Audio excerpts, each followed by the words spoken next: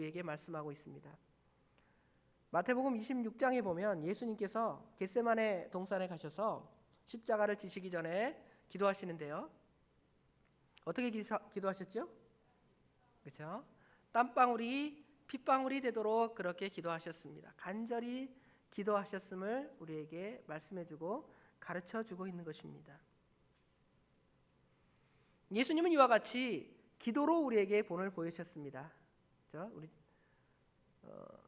기도에 대한 찬송가를 늘 할 때 주 예수 친히 기도로 본을 보여주셨다고 우리가 늘 찬송하는데, 그와 같이 예수님은 친히 기도로 우리에게 본을 보여주셨습니다. 그럼 예수님이 기도했다 그걸로 그치는 게 아니에요. 왜 갑자기 이 얘기가 나오냐면, 예수님은 하나님이시고 전지전능하심에도 불구하고 무슨 뜻을 행할 때 하나님께 기도하고 하나님께 묻고 그 일을 감당하셨는데, 우리 인간은 어떻습니까? 하나님에 비해 아무것도, 예수님에 비해 아무것도 아닌 우리 인간들이잖아요. 그런데도 우리가 하나님을 믿는다고 하면서 하나님께 묻지 않고 기도하지 않고 그냥 우리 마음대로 행하면서 나중에 무슨 일이 자기 뜻대로, 인간의 뜻대로 되지 않냐면 하나님을 원망하고, 왜 하나님 나를 이렇게 만드셨습니까? 이렇게 할 때가 많이 있다라는 것이죠. 그런데 우리 주님께서는 친히 기도로 그렇게 하셨잖아요. 기도하면 될 것은 하나님께 감사하는 것입니다. 기도할 때 우리가 어떤 부분에 대해서 하나님께 기도를 했습니다. 그러면 그 기도가 되어졌다, 그 기도대로 무슨 일이 되어졌다 한다면 하나님께 그 되어진 기도 때문에 감사합니다. 또 반대로 그 기도대로 어떻게 보면 되지 않을 때가 있어요. 그럴 때는 하나님께서 그것이 하나님의 뜻이 아니고 하나님이 기뻐하시는 바가 아니구나 라는 것을 또한 동시에 깨닫게 되는 거죠. 뿐만 아니라 기도라는 것이 내가 오늘 기도하면 내일 당장 어떤 답이 이루어지는 것이 아니라, 우리가 어떠한 특정한 부분에 있어서는 오랜 지속적인 계속적인 기도가 필요함을 또한 기도에 대해서 우리에게 가르쳐주고 있습니다. 결국 예수님도 기도하셨는데 우리는 어떻게 하자는 거예요? 더 기도해야 한다 그 말이에요. 그렇죠? 그러니까 여기 12절에 예수님께서 제자를 택하실 때 그렇게 산에 기도하러 가셨다는 것이죠. 그리고 예수님께서 이제 12제자를 택하셔서 이제 사도라고 부르셨습니다. 사도라는 말의 원어로 아포스톨로스라는 단어인데요. 아포스톨로스라는 것은 보내심을 받았다, 보내심을 받은 자이다 이런 뜻이에요. 우리 예수님께서는 친히 보내심을 받았습니다. 우리 아버지 하나님께서 우리 예수님을 우리 인간의 대속을 위해서 친히 이 땅에 보내셨습니다. 그리고 그 보내시는 사역은 또 예수님께서 예수님의 제자들 통하여 12명의 사도를 보내셨습니다. 그래서 우리 예수님을 친히 사도라 그랬어요. 히브리서 3장 1절에 보면 한번 찾아 읽어보겠습니다. 히브리서 3장 1절입니다.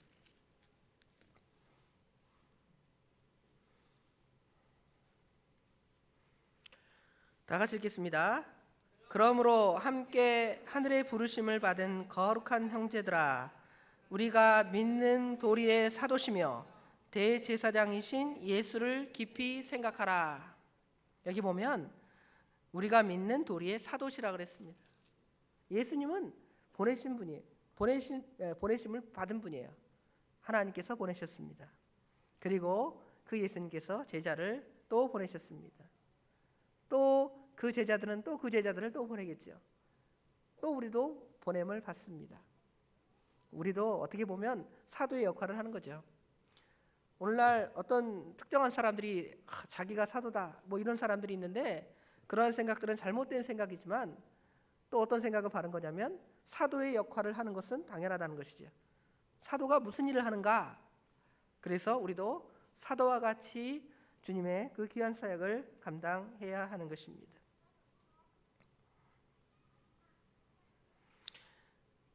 미션이라는 단어가 있어요. 미션. 영어로 미션이 뭐예요? 예? 미션. 임무 그렇죠. 임무. 하나님께서 우리에게 주신 임무 그러는데, 이 미션이라는 단어는 라틴어 동사 미토라는 동사에서 났습니다. 이건 무슨 뜻이냐면 보낸다 그런 뜻이에요. 보낸다. 왜 갑자기 이 말을 하냐면 그 선교라는 단어가 있죠. 선교라는 단어가 미셔너리라는 단어인데 이 단어도 마찬가지로 이 다 보냈다라는 라틴어 동사에서 나왔습니다. 하나님께서 결국 보냈다라는 그 개념대로 다 연결이 되는 거예요. 요새 북한의 김정은이가 동해바다로 보내죠. 뭘 보내죠? 미사일을 보내죠. 다 이게 같은 어원이에요. 보낸다. 그렇죠? 뭐 중요한 의미는 아니지만 이처럼 계속 보내고 그렇죠? 우리도 보냄을 받았습니다. 그렇죠? 그래서 이제 보냄을 받은 우리가 이제 사역을 담당해야 됩니다. 과연 그러면 사도가 어떤 사역을 하고 또 우리가 어떤 사역을 해야 할지를 그 다음에 또 우리가 보는 겁니다. 첫 번째로 사도의 사역은 사도들은 예수의 말씀을 들으려 하는 사람들에게 전하는 사람들이 바로 사도의 일입니다. 즉 복음을 선포하는 것이 바로 사도의 일입니다. 우리는 사도가 아니지만 사도의 일을 해야 한다 그랬죠? 그럼 우리가 무슨 일을 합니까? 하나님의 복음을 전하는 사람이 돼야 되죠. 목사나 또 선교사들이나 또 우리 전사님들이나 다 이 일을 합니다. 그렇죠? 그런데 사역자들만 그렇게 하는 것이 아니라 우리 성도들도 이제 보냄을 받아서 다른 사람들에게 예수 그리스도의 복음을 전하고 다른 사람들로 하여금 예수를 믿게 하는 사역이 바로 사도의 사역입니다. 마태복음 28장 19절부터 20절 말씀에 보면 우리가 지상 대명령이라고 하는데 예수님께서 부활 승천하시면서 제자들에게 하신 말씀입니다. 18절부터 보면 예수께서 나와 말씀하여 이르시되 하늘과 땅의 모든 권세를 내게 주셨으니 그러므로 너희는 가서 모든 민족으로 제자를 삼아 아버지와 아들과 성령의 이름으로 세례를 베풀고 내가 너희에게 분부한 모든 것을 가르쳐 지키게 하라. 볼지어다 내가 세상 끝날까지 너희와 항상 함께 있으리라. 이 말씀은 처음에 예수님께서 예수님의 제자들에게 하신 말씀이에요. 그런데 그것은 예수님의 제자들만 그하고 예수님의 제자들은 얼마 있다가 다 죽어서 순교도 당하고 또 주님께서 부르셔서 천국에 갔습니다. 그러면 그 다음에 다른 제자들은 이걸 감당하지 않으면 복음이 선포될 수가 없어요. 그렇죠? 제자들은 또 다른 제자들에게 계속적으로 하나님 말씀을 선포해서 오늘날 우리가 그 복음을 듣고 또 우리가 구원을 얻고 또 다른 사람들에게 복음을 전해서 구원 얻도록 하는 그 사명을 우리가 감당하는 것입니다. 이것이 바로 사도의 사역입니다. 두 번째로 그러면 사도들이 무슨 일을 하는가? 여기 보면 예수님이 하신 사역을 보고 우리가 같이 보는 겁니다. 여기 보면 본문 17절에 보면 예수께서 그들과 함께 내려오사, 그렇죠? 예수님의 제자들과 함께 내려오셨다는 것이죠.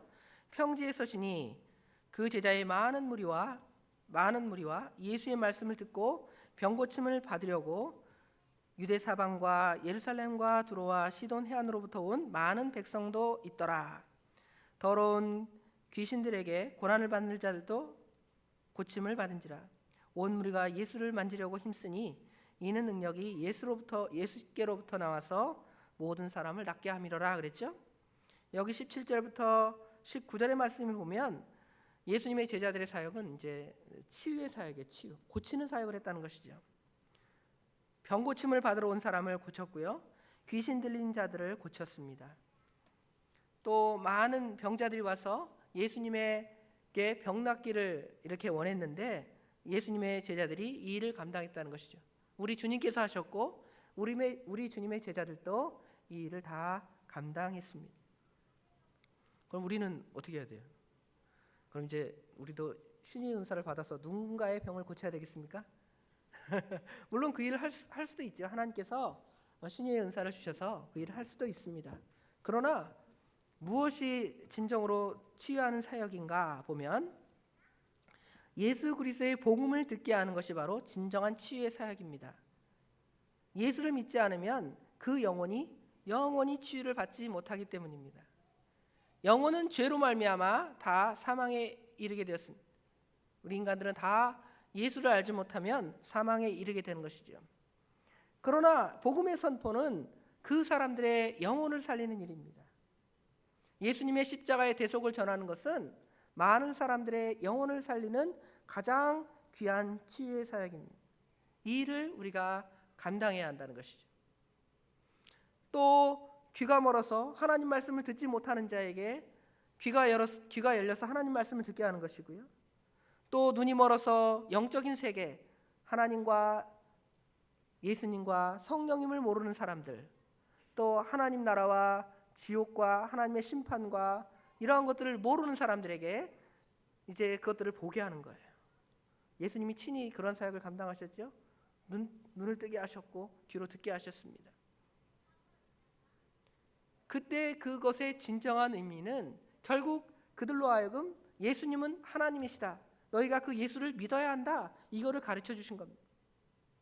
그러면 우리가 아까 말한 대로 신유의 은사를 받아서 누구의 눈을 뜨게 하지 않는다 할지라도 누군가에게 하나님의 복음을 전해서 그들이 하나님을 알고 예수님을 알고 천국을 알고, 그렇죠? 이렇게 알면 우리가 그들의 눈을 뜨게 한 거예요. 그들의 귀를 뜨게 한 겁니다. 그러므로 우리가 그 치유의 사역을 담당하게 된 것이지요. 이 사역을 친히 예수님이 하셨고 예수님의 제자들이 하고 또 우리가 담당하게 된 것입니다. 그리고 이제 오늘 20절부터 오늘은 26절까지 말씀만 이 공과책에 되어 있는데요.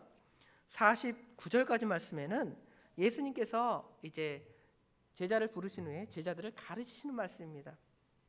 이건 마치 어떤 말씀과 유사하냐면 그 산상수훈의 말씀, 그렇죠? 예수님께 많은 사람이 예수님의 말씀을 들으려고 예수님 앞에 모였을 때 예수님께서 마태복음 5장부터 7장에 보면 산상수훈의 귀한 말씀을 하셨습니다. 팔복부터 시작해서 마지막 그 끝에 보면 하나님 말씀을 듣고 순종하는 자는 반석 위에 세운 집과 같다, 그 말씀으로 끝나죠.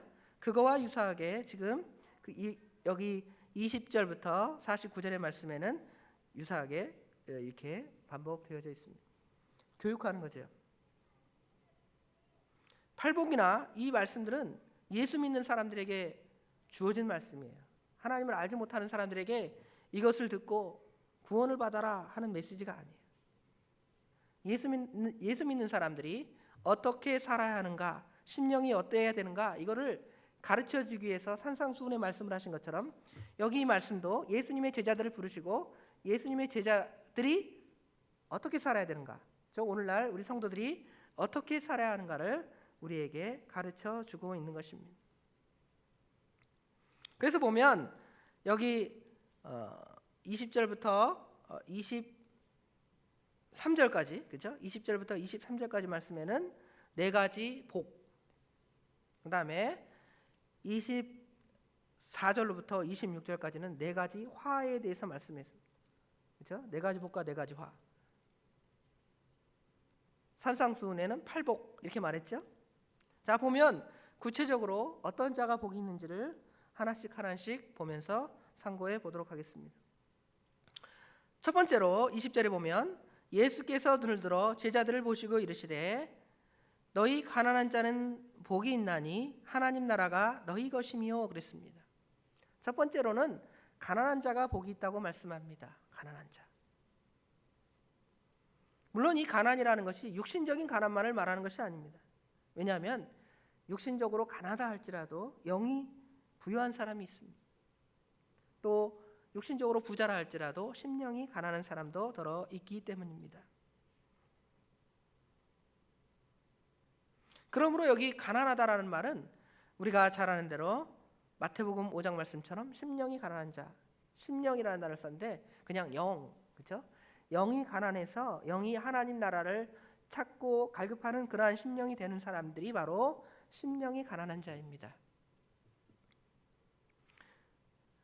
이러한 사람에게는 하나님께서 복이 있다 그랬습니다. 복이 있다. 왜 복이 있는가? 왜 복이 있냐면 이러한 사람들이 하나님 나라를 얻을 것이기 때문입니다.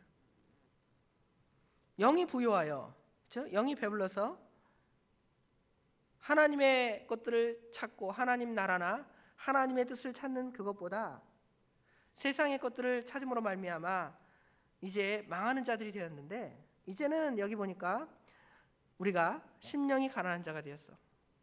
그것들을 찾고 그것들을 추구하기 때문에 우리가 하나님으로부터 참된 하나님의 나라, 그렇죠? 영적인 귀한 것들을 얻게 될 것입니다.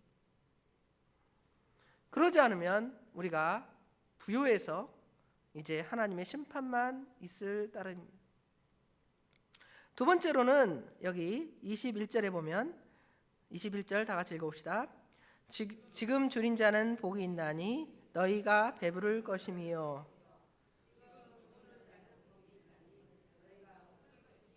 예, 두 가지가 한꺼번에 나와 있네요.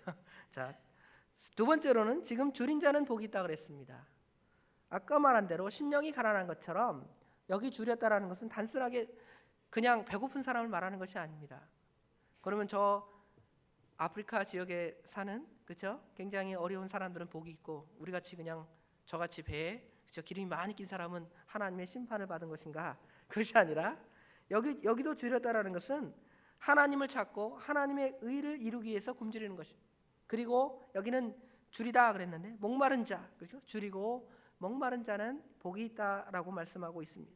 왜냐하면 그것을 찾고 추구하기 때문에, 그것을 찾고 추구하는 사람들은 하나님께서 그것들을 허락하여 주시기 때문입니다. 찾지 않는 자에게는 하나님 주시지 않습니다. 하나님은 그것을 찾는 자에게만이 주시기 때문입니다. 그래서 우리가 하나님으로부터 그러한 긍휼과 자비를 원하고 하나님의 도우심이 없으면 어떻게 할 수가 없습니다. 그렇게 하나님의 은총을 구할 때 하나님의 은총이 우리에게 임해서 이제 그런 사람들은 이제 배부른다는 거예요. 배부름을 얻는 영적인 만족, 영적인 배부름을 충분하게 누릴 수 있다는 것입니다.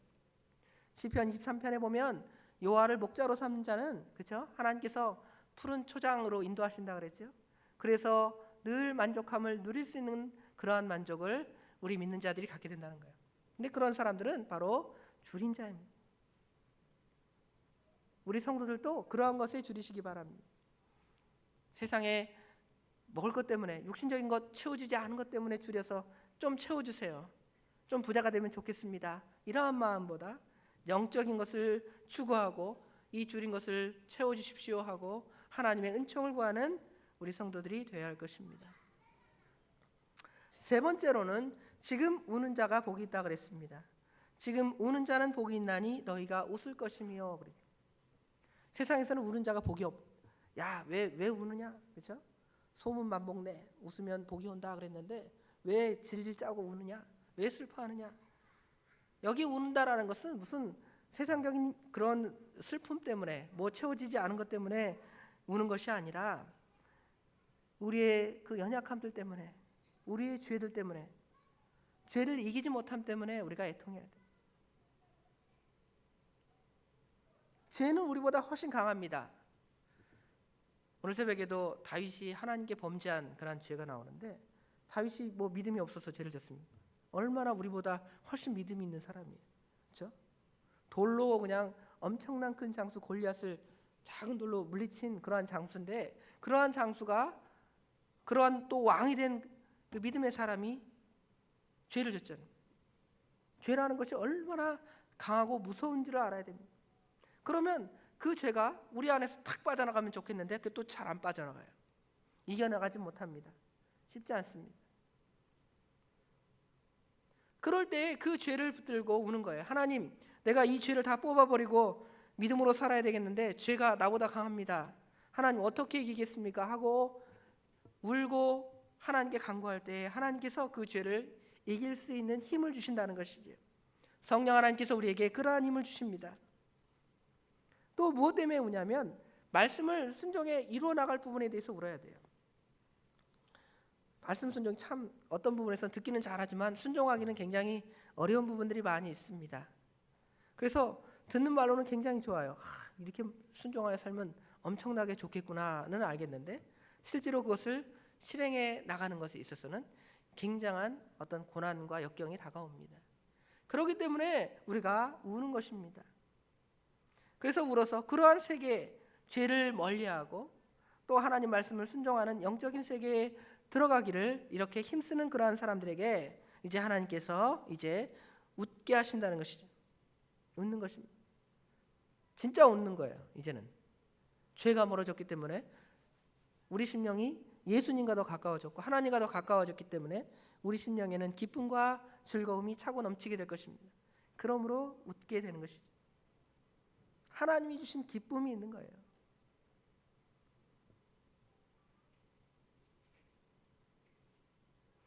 그 다음에 네 번째로 22절 23절에 보면 인자로 말미암아 사람들이 너희를 미워하고 멀리하고 욕하고 너희 이름을 악하다 하여 버릴 때에는 너희에게 복이 있도다. 그날에 기뻐하고 뛰놀라. 하늘에서 너희 상이 큼이라. 그들의 조상들이 선지자들에게 이와 같이 하였느니라 그랬죠. 네 번째 복은 예수님 때문에 받게 받는 것이 복이 있다라는 것이죠. 예수님을 믿기 때문에, 그리스도를 믿기 때문에 당하는 여러 가지 고난들이 있습니다. 물론 우리가 구분하는 것이 뭐냐면 예수 믿는데, 그죠? 예수 믿는다는 것 때문에 핍박받는 것과 우리 예수 믿는 사람들이 잘못해서 다른 사람의 욕먹는 거하고 달라요. 그걸 두 가지를 구분하시기 바랍니다. 정말 예수를 믿고 말씀대로 살고자 할 때 다가오는 고난들은 우리가 당연히 받아야 되고 그런 것은 복이 있습니다. 그러나 예수 믿는데 내가 막 죄를 짓고 뭐 아까 말한 대로 오전에 말씀처럼 직장에서 막 얌체같이 구는 거예요. 그렇죠? 그럼 사람들이 저기 예수 믿는 거래. 그리고 욕하면 착각하면서 내가 예수 믿기 때문에 내가 사람들이 나를 욕하는구나. 그러고 계속 그런 못된 짓거리를 하는 거야. 그럼 하나님이 그런 사람에게 복을 주시겠습니까? 그걸 구분하라는 것이죠. 내가 누구한테 욕을 먹을 때 예수 믿고 말씀대로 살고자 하는 것 때문에 우리가 욕을 먹느냐, 아니면 내가 예수 믿는다고 하면서 말씀대로 살지 못해서 세상 사람들의 비난을 먹느냐, 이걸 구분해야 돼요. 그래서 예수님 때문에 말씀대로 사는 것 때문에 비난받는 것은 당연히 복이 있고 우리가 계속해서 그 고난을 받아야 돼요. 그러나 반대로 죄를 지어서 욕심부리고, 그죠? 너 예수 믿는 사람이 그러니 하고 손가락질들은, 그것들은 어떻게 해야 될까요? 그것들은 버려야 되겠죠. 그죠? 하나님께 회개하고 버리고 내가 잘못했습니다. 그렇죠? 그렇게 하는 것이 바로 하나님 앞에 복을 받을 거고 참으로 은혜를 받을 자라는 것을 깊이 깨달아야겠습니다. 그와 반대로 이제 네 가지 화를 말씀하고 있습니다. 네 가지 화 중에 첫 번째는 여기 24절에 보면 그러나로 시작되죠. 그러나 화있을진저 너희 부요한 자여 너희는 너희 위로를 이미 받았도다 그랬죠. 아까 말한 대로 여기 부요하다라는 것은 영적인 것으로 부요한 것이 아닙니다. 말씀으로 부요한 것이 아니에요. 뭐로 부요하냐면 재물과 세상적인 것으로 만족해서 부요한 자들입니다. 그들은 그것으로 만족하기 때문에 영적인 것을 채울 어떤 공간이 심령에 없는 거예요. 그렇기 때문에 이제 그런 사람들은 어떻게 된다고 그랬습니까? 위로를 이미 받았으니까 이제 울 일밖에 안 남은 거예요. 그렇죠? 위로를 받았기 때문에 이제 굶주릴 수밖에 없는 겁니다. 왜냐하면 지금 육신적으로 채워지는 그러한 것들은 잠시 지나면 없어지기 때문입니다. 보이는 것은 잠깐이요, 보이지 않는 것은 영원하다 그랬잖아요. 육신적으로 부유한 것은 영원히 지속되는 게 아닙니다. 대통령도 계속 지속되는 게 아니죠. 한 100년씩 하는 거 아니죠. 죽을 때까지 하는 게 아니에요. 왕도 죽으면 끝이 나요. 그렇죠? 그런데 우리가 그것으로 부유하고 그것으로 만족하기 때문에 영적인 것을 채울 어떤 공간이 눈꼽만큼도 없는 거예요. 그러니까 위로를 다 받고 그런 사람은 나중에 하나님의 나라를 받지도 못하고 은혜를 받지도 못하는 그러한 존재가 되게 될 것입니다. 배부른 자도 마찬가지입니다. 두 번째로 25절에 화있을진저 너희 지금 배부른 자여 너희는 주리리로다 그랬죠. 여기 부유하고 배부른 것은 같은 개념이겠죠. 육신적으로 배부른 거예요. 다 채워진 것입니다. 더 이상 영적인 것을 채울 공간이 없다는 것이죠. 이러한 것들은 그를 생명길로 인도하는 것이 아니라 멸망길로 인도하는 것입니다. 멸망길로 인도하는 줄 알고 우리가 그 육신에 배부른 것을 다 집어치우고 이제 영적인 것에 굶주려서 줄여서 이제 21절 말씀처럼 이게 세트로 가죠. 21절, 22절, 5절에 나오는 말씀처럼 이렇게죠. 세 번째로는 웃는 자죠. 지금 화했을진저 너희 지금 웃는 자여 너희가 애통하며 울리로다. 여기 웃는 것도 마찬가지입니다. 무엇 때문에 웃습니까? 예수님으로 웃으면 복이겠죠. 영적인 것이 채워져서 나는 그것이 좋습니다. 그렇게 웃으면 복이겠죠. 그러나 여기 웃는 자는 반대겠죠. 그런 것들은 전혀 상관없이 육신적인 것을 가득 채워서 만족하는 거예요. 어리석은 부자와 같이 이제 내가 이 많은 곡식들을 거뒀으므로 큰 창고를 짓고 그 다음에 거기다가 곡식들을 가득 채우자. 그리고 내가 어떻게 편히 살까 고민하는 거예요. 그러나 우리 주님께서 밤에 영혼을 찾는다 그랬잖아요. 그거 다 누구 것이 됩니까? 한 사람도 하나님 나라에 남는 것이 없는 거예요. 너희 보물을 땅에 쌓아두라 하늘에 쌓아두라 그랬죠. 하늘에 쌓아두시기 바랍니다. 그 다음에 이제 마지막으로 26절 다 같이 읽어보겠습니다. 모든 사람이 너희를 칭찬하면 화가 있도다. 그들의 조상들이 거짓 선지자들에게 이와 같이 하였느니라. 칭찬받는 거 참 좋습니다. 사람들이 칭찬을 받으면, 그죠? 고래도 칭찬을 받으면 춤을 춘다 그랬는데 여기 칭찬이라는 것이 긍정적인 개념의 칭찬은 아닌 것 같습니다. 믿음으로 살기에 칭찬받는 것은 당연히 우리가 칭찬을 받아야 됩니다. 믿음으로 잘 살아서 복 받았다 그러면 우리가 그런 칭찬은 당연히 받아야죠. 그러나 여기 칭찬받는 것은 전혀 다른 개념입니다.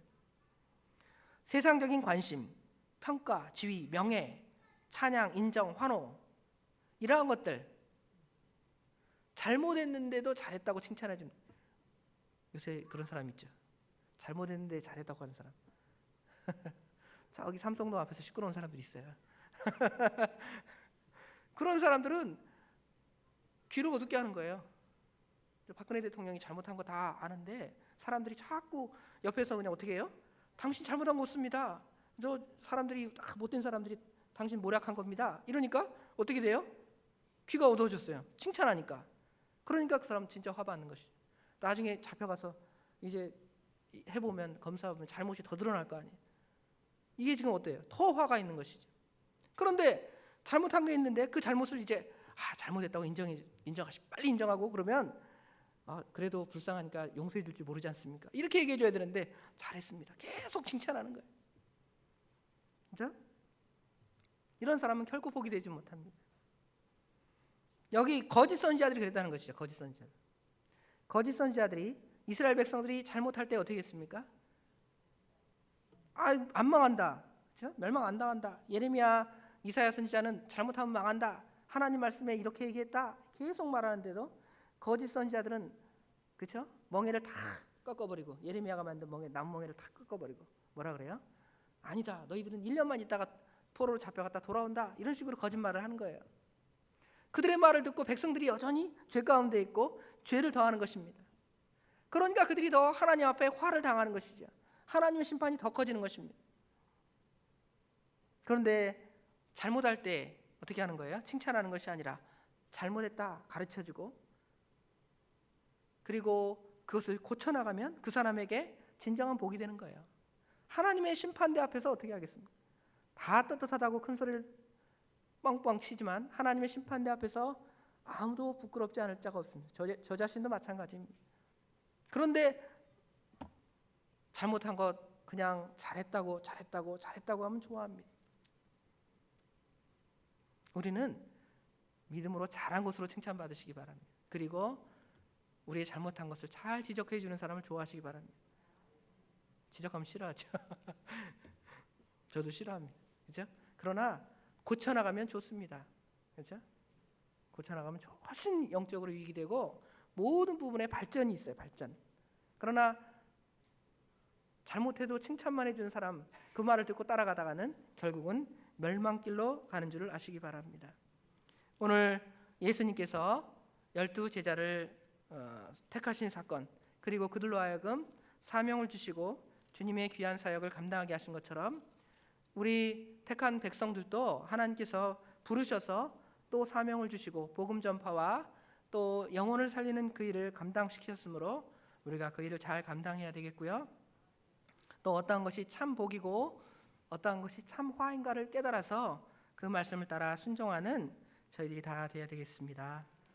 기도하겠습니다. 아버지 하나님, 은혜와 사랑을 진심으로 감사합니다.